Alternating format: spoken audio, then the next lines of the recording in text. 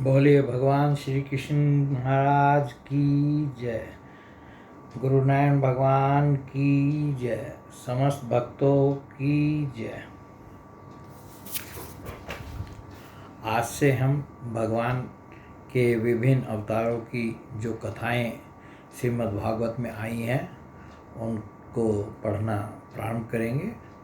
आज सबसे पहले हम वाराह अवतार की कथा पढ़ेंगे। ये वाराह अवतार की कथा श्रीमद् भागवत के तीसरे स्कंद में, और इसमें 4 अध्याय मुख्य रूप से आए हैं।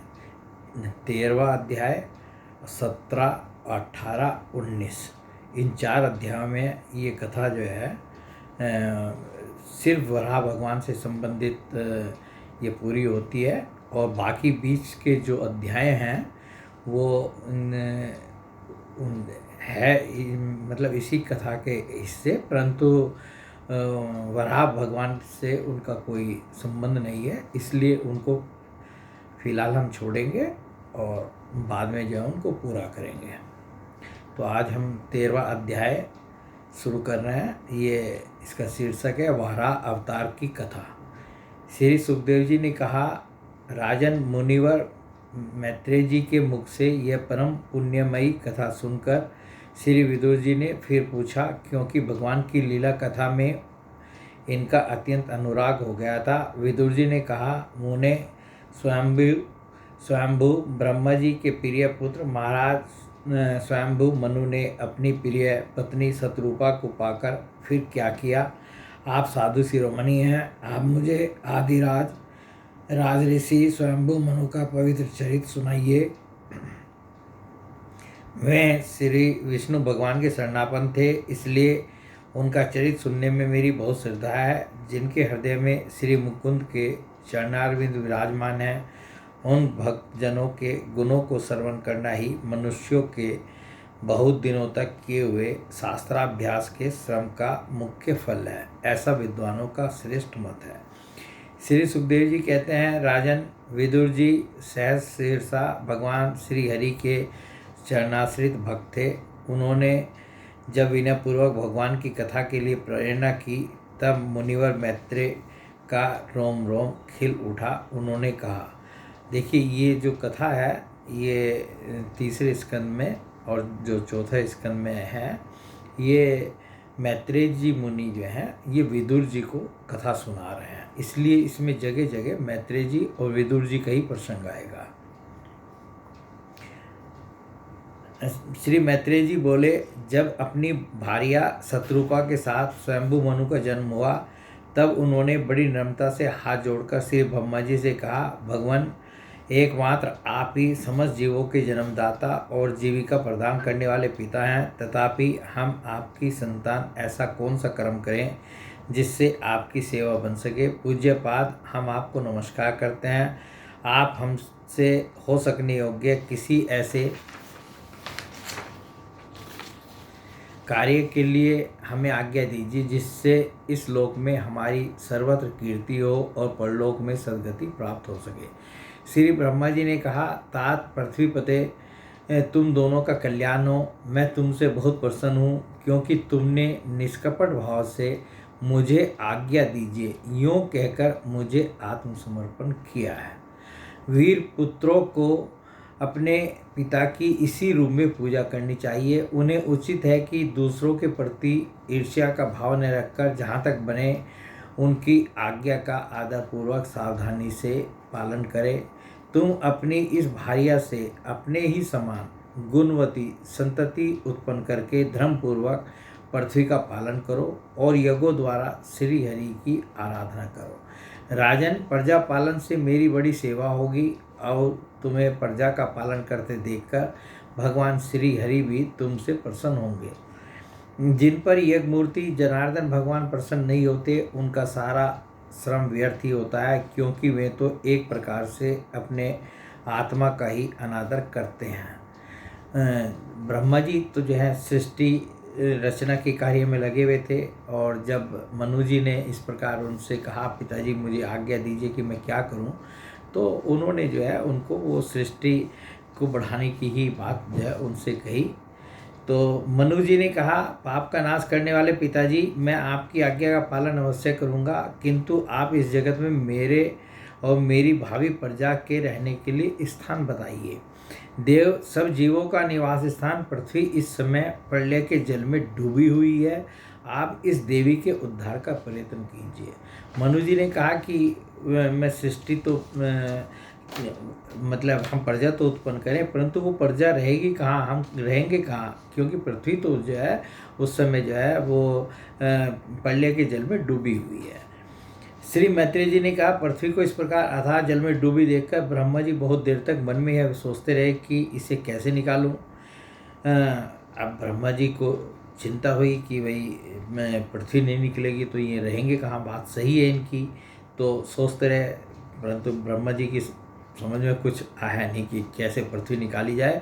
जिस समय मैं लोक रचना में लगा हुआ था उस समय पृथ्वी जल में डूब जाने से रसातल को चली गई। हम लोग सृष्टि कार्य में नियुक्त हैं, अतः इसके लिए हमें क्या करना चाहिए। अब तो जिनके संकल्प मात्र से मेरा जन्म हुआ है वे सर्वशक्तिमान श्री हरि ही मेरा यह काम पूरा करें। तो जब ब्रह्मा जी को अपनी बुद्धि से कुछ समझ में नहीं आया तो उन्होंने भगवान का स्मरण किया और कहा कि भाई जो है अब तो वो ही जो है इस कार्य को कर सकते हैं।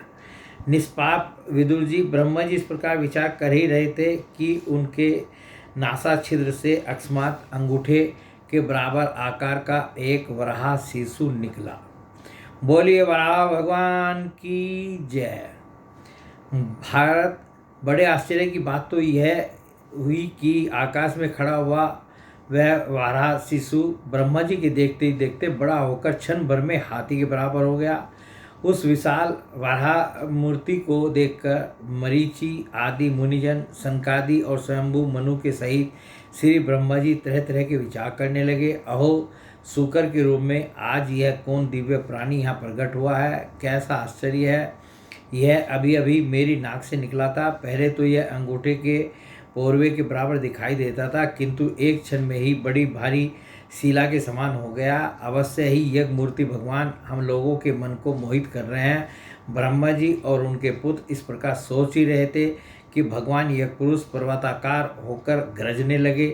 सर्वशक्तिमान श्री हरि ने अपनी गर्जना से दिशाओं को प्रतिध्वनित करके ब्रह्मा और श्रेष्ठ ब्राह्मणों को हर्ष से भर दिया।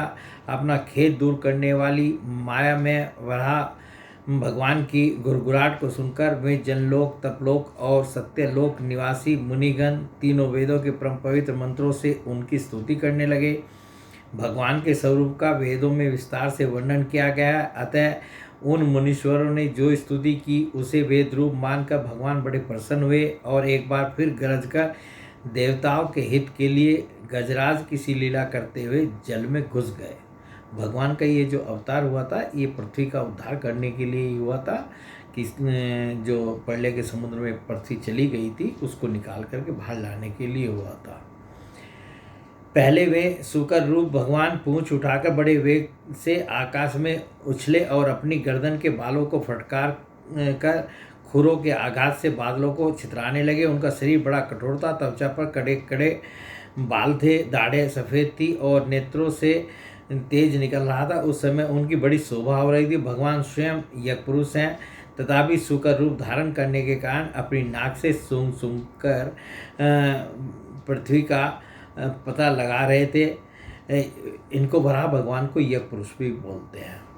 उनकी दाढ़ें बड़ी कठोर थी। इस प्रकार यद्यपि वे बड़े क्रूर जान पड़ते थे, तथापि अपनी स्तुति करने वाले मरीचि आदि मुनियों की ओर बड़ी सौम्य दृष्टि से निहारते हुए उन्होंने जल में प्रवेश किया। जितने ऋषि मुनि वहाँ बैठे हुए थे उनकी तरफ जो है बहुत प्रेम से जो है सौम्य दृष्टि से जो है भगवान ने देखा और जो है फिर जल में घुस गए। जिस समय उनका वज्रमय पर्वत के समान कठोर कलेवर जल में गिरा, तब उसके वेग से मानो समुद्र का पेट फट गया और उसमें बादलों की गड़गड़ाहट के समान बड़ा भीषण शब्द हुआ। उस समय ऐसा जान पड़ता था मानो अपनी उत्ताल तरंग रूप भुजाओं को उठाकर वह बड़े आर्त स्वर से हे यज्ञेश्वर मेरी रक्षा करो इस प्रकार पुकार रहा हो। कि जब वो जल में घुसे तो वो जो है जो समुद्र था वो ऐसे लग रहा था जैसे कि वो पुकार रहा हो, हे यज्ञेश्वर मेरी रक्षा करो। इस प्रकार पुकार रहा है। तब भगवान यज्ञमूर्ति अपने बाण के समान पहने खुरों से जल को चीरते हुए उस अपार जलराशि के उस पार पहुँचे। वहाँ रसातल में उन्होंने समस्त जीवों की आश्रयभूता पृथ्वी को देखा, जिसे कल्पांत में शयन करने के लिए उद्यत श्री हरि ने स्वयं अपने ही उदर में लीन कर लिया था। तो वहाँ जा कर के उन्होंने जो है देखा कि पाताल में जो है पृथ्वी जो है वो थी वहाँ पर। फिर वे जल में डूबी हुई पृथ्वी को अपनी दाढ़ों पर लेकर रसातल से ऊपर आए और अपनी दाढ़ों के ऊपर जो है वराह भगवान ने जो है पृथ्वी को रखा और रसातल से ऊपर आए। उस समय उनकी बड़ी शोभा हो रही थी। जल से बाहर आते समय उनके मार्ग में विघ्न डालने के लिए महापराक्रमी हिरण्याक्ष ने जल के भीतर ही उन पर गदा से आक्रमण किया। इससे उनका क्रोध चक्र के समान तीक्ष्ण हो गया और उन्होंने उसे लीला से ही इस प्रकार मार डाला जैसे सिंह हाथी को मार डालता है। उस समय उसके रक्त से थुतनी तथा कनपटी सन जाने के कारण वे ऐसे जान पड़ते थे मानो कोई गजराज लाल मिट्टी के टीले से टक्कर मारकर आया हो। तात जैसे गजराज अपने दांतों पर कमल पुष्प धारण कर ले, उसी प्रकार अपने सफ़ेद दांतों की नोक पर पृथ्वी को धारण कर जल से बाहर निकले हुए तामाल के समान नीलवर्ण वराह भगवान को देखकर ब्रह्मा मरीचि आदि को निश्चय हो गया कि ये भगवान ही हैं। तब वे हाथ जोड़कर वेद वाक्यों से उनकी स्तुति करने लगे। ऋषियों ने कहा, ये एक स्तुति जो है ये वराह भगवान की यहाँ इसमें अब हम लोग सुन रहे हैं।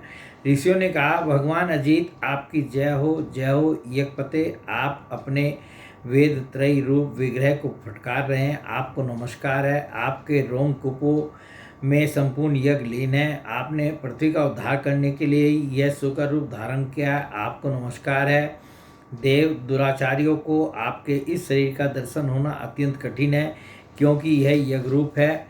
इसकी त्वचा में गायत्री आदि छंद, रोमावली में कुश, नेत्रों में घृत और चारों चरणों में होता, अर्धव्यू, उद्गाता और ब्रह्मा, इन चारों ऋतुजों के कर्म हैं। इस आपकी थुतनी यानी कि मुख के अग्रभाग में शुक्र है, नासिका छिद्रों में सुरवा है, उदर में ईड़ा यज्ञ भक्षण पात्र है, कानों में चमस है, मुख में पासित्र यानी ब्रह्मभाग पात्र है और कंठ छिद्र में ग्रह सोमपात्र है। भगवान आपका जो चबान है वही अग्निहोत्र है। बार बार अवतार लेना यज्ञ स्वरूप आपकी दक्षिणीय दृष्टि है, इष्टि है। गर्दन उपसद 3 इष्टियाँ हैं, दोनों दाढ़े प्रायणीय दीक्षा के बाद की इष्टि और उद्यनीय यज्ञ समाप्ति की इष्टि है।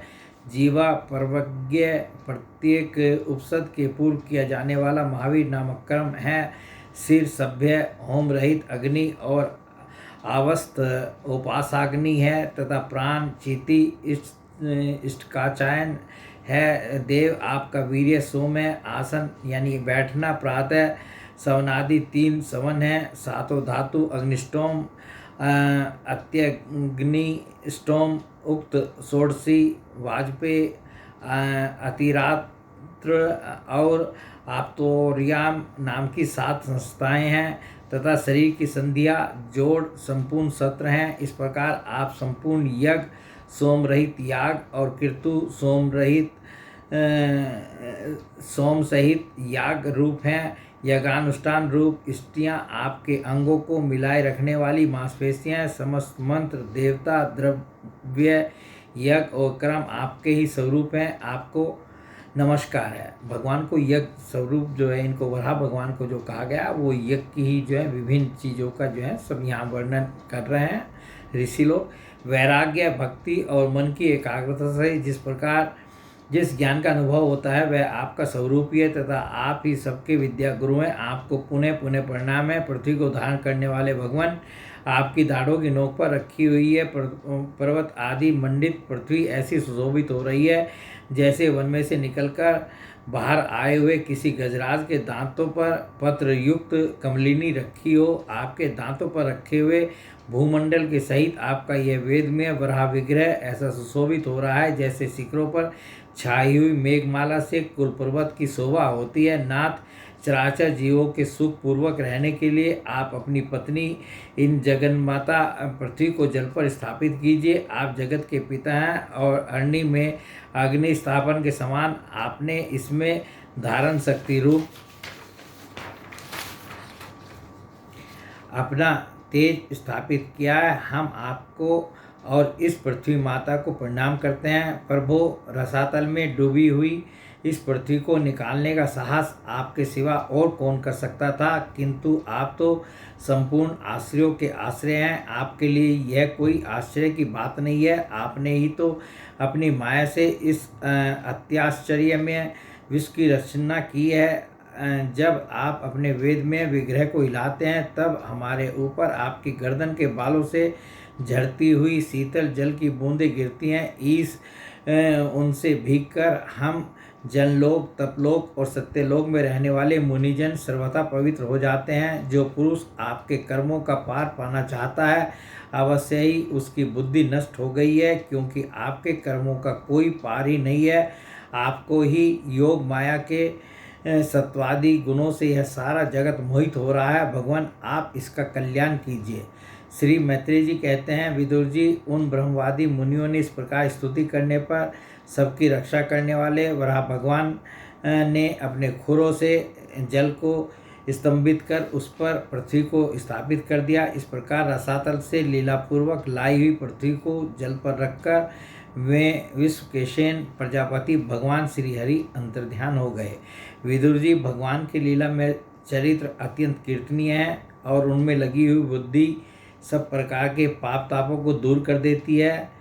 जो पुरुष उनकी इस मंगलमयी मंजुल कथा को भक्ति भाव से सुनता या सुनाता है, उसके प्रति भक्तवत्सल भगवान अंतस्थल से बहुत शीघ्र प्रसन्न हो जाते हैं। भगवान तो सभी कामनाओं को पूर्ण करने में समर्थ हैं। उनके प्रसन्न होने पर संसार में क्या दुर्लभ है, किंतु उन तुच्छ कामनाओं की आवश्यकता ही क्या है। जो लोग उनको अनन्य भाव से भजन करते हैं, उन्हें तो वे अंतर्यामी परमात्मा स्वयं अपना परम पद ही दे देते हैं। अरे, संसार में पशुओं को छोड़कर अपने पुरुषार्थ का सार जानने वाला ऐसा कौन पुरुष होगा जो आवागमन से छुड़ा देने वाली भगवान की प्राचीन कथाओं में से किसी भी अमृतमयी कथा का अपने कर्णपुटों से एक बार पान करके फिर उनकी ओर से मन हटा लेगा। बोलिए भगवान श्री कृष्ण महाराज की जय। वराह भगवान की जय। गुरु नानक भगवान की जय। समस्त भक्तों की जय। तो एक अध्याय जो है, ये 13वां अध्याय जो है तृतीय स्कंद का, आज अभी हमने पूरा किया। और वराह अवतार के जो है कुल 4 अध्याय हैं। ये मुख्य अध्याय था।